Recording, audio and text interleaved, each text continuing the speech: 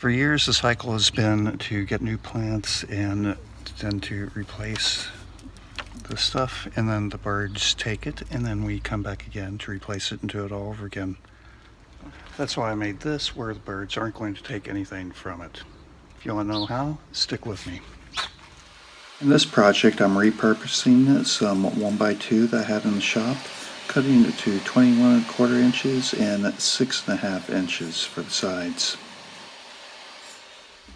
Since my half laps aren't truly half, I'm labeling them 1 and 2, and then I'm going to use some packing tape to secure them so I can get them through the table saw safely.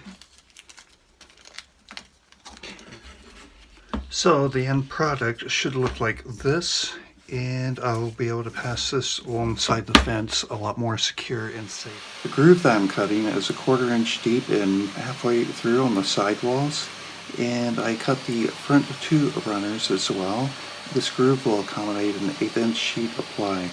For the side walls, I cut my plywood at 3 9/16 inch square, but since my half laps weren't truly half laps, it was a little bit out. That's okay if this happens to you as well. Just glue everything up and come back and fix it later after it's set.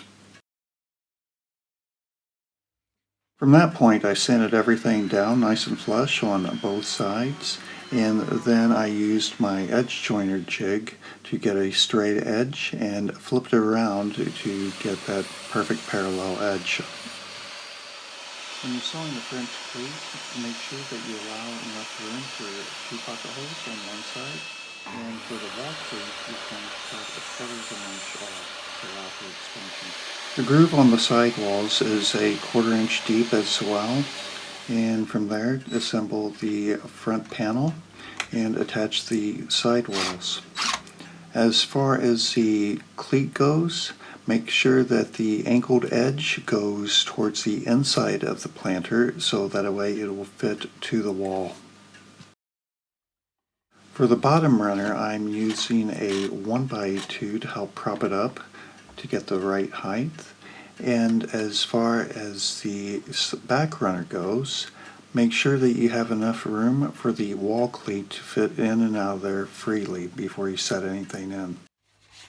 Given it's going to be outside and taking on the elements, I'm using some wood preserver, and then I'm going to follow up that 16 hours later with a bit of paint to help give it a lot of longevity. If you like what you see, please share it and subscribe it. As well, I'd love to hear about any comments that you have. Thank you. Okay, I want to try to show you this the best I can before I lose up camera room. As I go along with this, just put a piece of scrap wood. I've already pre-drilled out some, and wrap it 1, 2, and 3 times, and then slide it in,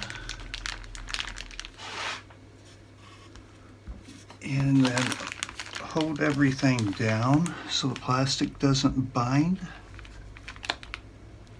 and drill.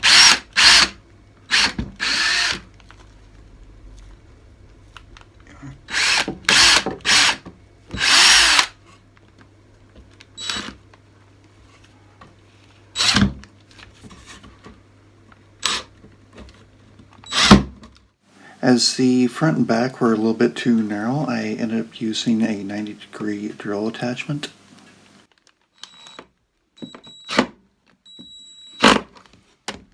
Okay, last bit before I put in the cleat. And I'm not using any glue, as these may have to come out someday. And I'm also only using 1 screw, as it's really, 2's not really needed since I got this to balance it out.